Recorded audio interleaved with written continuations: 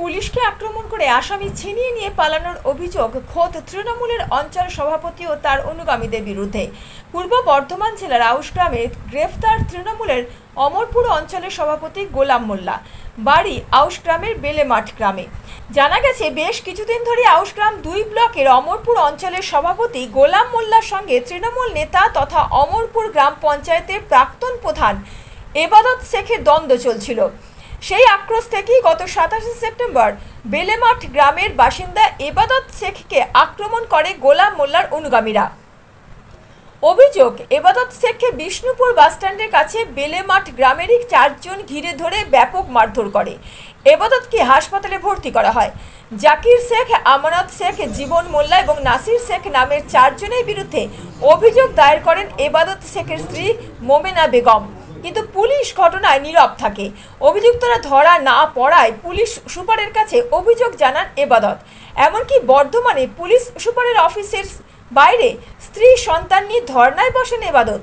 বলেন, তিনি আতঙ্কিত। অভিযুক্তদের বিরুদ্ধে কোনো রকম পদক্ষেপ যদি পুলিশ না নেয়, তাদের গ্রেফতার না করে, তাহলে তিনি বাড়ি ফিরতে পারবেন না। আমি যখন বাড়ি থেকে বের হই, আমাদের বাড়ি হচ্ছে বেলেমাঠ থেকে মান্দেপাড়া বাস স্ট্যান্ড যাচ্ছিলাম। হঠাৎ বেলেমাঠ বাস স্ট্যান্ডে বেলেমাঠে কিছু দুষ্কৃতী আমার উপর অ্যাটাক করে এবং সেই পরিপ্রেক্ষিতে আমরা ছুরা ওসিতে আমরা একটা কমপ্লেনও করি 4 জনের নামে, কিন্তু কাল থেকে আজও পর্যন্ত কোনো অ্যাকশন নেওয়া হয়নি। তো আমরা ছুরার ওসিকে বলেছিলাম যে যারা ওই এলাকার দুষ্কৃতী তারা বাজারে ঘুরে বেড়াচ্ছে, কিন্তু তাদের ক্ষেত্রে কোনো পদক্ষেপ নেয়নি। আমি বর্তমানে বর্ধমান হসপিটাল ভর্তি ছিলাম। আমার এই দিকটা ওই দুষ্কৃতীরা মেরে আমার এই দিকে যে হাড় আছে, হাড় ভেঙে দিয়েছে। তখন হসপিটাল ভর্তি থাকি, তখন আনুমানিক রাত্রি 9টা 10-15 বাজে। তো আমার স্ত্রীর কাছে হঠাৎ একটা ফোন আসে যে কেসটা তুলে নিতে বল, যদি কেসটা না তুলে তাহলে আজকের মধ্যেই তোদের রাতে তোর বাড়িতে বোমা মেরে তোদের বাড়ির ধুলিসাৎ করে দেবো। সেই জন্য আমি আতঙ্কে এবং ভয়ে আমার পরিবারকে নিয়ে কোনো রকম লুকিয়ে আমরা আমাদের সম্মানীয় এসপি সাহেবের অফিসের সামনে এসে দ্বারস্থ হয়েছি। এইটা যতক্ষণ না ওই দুষ্কৃতীতে অ্যারেস্ট হয়েছে, আমরা ততক্ষণ দরকার হলে আজ রাতে নয়, কাল সারাদিন যতদিন না অ্যারেস্ট হয়েছে আমরা এখানে থেকেই যাব। আমাদের যতক্ষণ না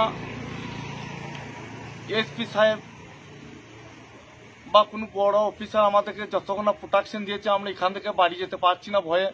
কারণ দেখতে পাচ্ছেন আমার একটা ছোট বাচ্চা আছে, আমার একটা মেয়ে আছে, আমার স্ত্রী আছে। আমি কোন ভরসায় আমি বাড়ি যাব? ওখানে আমাদের ওসি আছেন, ওখানে থানা আছেন। ওনারা গতকাল 6:30টায় ঘটনা, এখনো পর্যন্ত একজনকে অ্যারেস্ট করেননি। চাপে পড়ে পুলিশ অভিযোগের ভিত্তিতে পদক্ষেপ নিতে বাধ্য হয়। 1 অক্টোবর আউশগ্রাম থানার পুলিশ বেলেমাঠ গ্রামে অভিযান চালায়। জাকির মোল্লা নামে অভিযুক্তদের একজনকে গ্রেফতার করে পুলিশ। অভিযোগ, এরপর তাকে গাড়িতে তোলার সময় তৃণমূলের অঞ্চল সভাপতি গোলাম মোল্লার নেতৃত্বে কয়েকজন পুলিশের গাড়ি ঘিরে ধরে এবং জোর করে অভিযুক্তকে ছিনিয়ে নিয়ে চলে যায়। পুলিশ কর্মীরা বাধা দিতে গেলে লাঠি নিয়ে পুলিশকে মারধর করা হয় বলে অভিযোগ। পুলিশ গোলাম মোল্লা সহ 8 জনের বিরুদ্ধে একটি স্বতঃপ্রণোদিত মামলা দায়ের করে। ঘটনার পর ফেরার ছিল অভিযুক্তরা। গোপন সূত্রে খবর পেয়ে বৃহস্পতিবার গভীর রাত্রে গোলাম মোল্লাকে গ্রেফতার করে পুলিশ। পাশাপাশি এবাদত শেখের ওপর হামলার ঘটনায় জাকির শেখকেও গ্রেফতার করা হয়। দুজনকেই বৃহস্পতিবার বর্ধমান আদালতে পাঠানো হয়। পুলিশ গোলাম মোল্লার বিরুদ্ধে সরকারি কাজে বাধা দেওয়া, অভিযুক্তকে পুলিশের হাত থেকে ছিনিয়ে নেওয়া এবং পুলিশকে মারধর সহ একাধিক ধারায় মামলা দায়ের করেছে। তৃণমূল কংগ্রেসের পূর্ব বর্ধমান জেলা সভাপতি রবীন্দ্রনাথ চট্টোপাধ্যায় জানান, দলে থাকলে শৃঙ্খলা মেনে চলতে হবে। আইন কেউ নিজের হাতে তুলে নিতে পারবে না, আর যদি অভিযোগ প্রমাণিত হয় তাহলে দল থেকে তাড়িয়ে দেওয়া হবে। ঘটনা যেটা হলো, আমাদের দলের নেতৃত্ব সবসময় বলে যে শৃঙ্খলা মেনে চলতে হবে, আইন কেউ নিজের হাতে তুলে নিতে পারবে না। আইন যদি কেউ নিজের হাতে তুলে নেয়, সেখানে আইনের পথে চলবে এবং সেটাই হয়েছে। তার বিরুদ্ধে কি কোনো রকম স্টেপ দলের তরফ থেকে তাহলে কি নেওয়া হবে? প্রমাণ হলে তাকে দল থেকে তাড়িয়ে দেওয়া হবে। অন্যদিকে বিজেপিও কটাক্ষ করতে ছাড়েনি। বিজেপি মুখপাত্র ডাক্তার শান্তরূপ দে বলেন, পুলিশ এখন তৃণমূলেরই ক্যাডার, তারা তৃণমূলের সি টিম হয়ে কাজ করছে। পুলিশের ওপর হামলা এ টিম বি টিম সি টিমের দ্বন্দ্ব, পুলিশের হাত থেকে আসামি ছিনিয়ে নিয়ে যায় কি করে, প্রশ্ন তুলেছে বিজেপি। তৃণমূলের গোষ্ঠী কোন্দল পাড়ায় পাড়ায় জেলায় জেলায় প্রত্যেকটা জায়গায় নতুন কোনো ঘটনা নয়। যবে থেকে তৃণমূল ক্ষমতা এসছে তবে থেকেই সাধারণ মানুষ, পশ্চিমবাংলার জনগণ এটা জেনে গেছে। আর রইল বাকি এই পুলিশ প্রশাসনের কথা। পুলিশ প্রশাসনকে কাজ করতে দেয়নি, কাকে অ্যারেস্ট করতে গেছে, নিজেদের মধ্যে গোষ্ঠী কোন্দল হচ্ছে। আসলে এটাও একটা গোষ্ঠী কোন্দল, কারণ পুলিশ প্রশাসন তৃণমূলেরই ঊর্ধ্বধারী তৃণমূল কর্মী। আর পুলিশ প্রশাসন কি বাচ্চা ছেলে, দুগ্ধপোষ্য শিশু? ওদের কাছ থেকে ওদের কাজ করতে দিচ্ছে না, ওদের কাছ থেকে অপরাধীকে ছিনিয়ে নিয়ে চলে যাচ্ছে।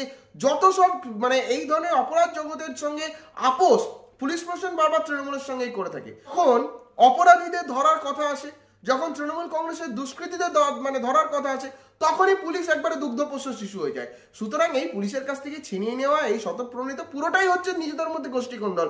কারণ পুলিশ হচ্ছে তৃণমূলের সি টিমে পরিণত হয়ে গেছে, তৃণমূলের এ টিম, বি টিম আর সি টিম। সুতরাং তিনটে গোষ্ঠীর মধ্যে গোষ্ঠী কোন্দল, এই হচ্ছে জলজ্যান্ত উদাহরণ এই ঘটনার।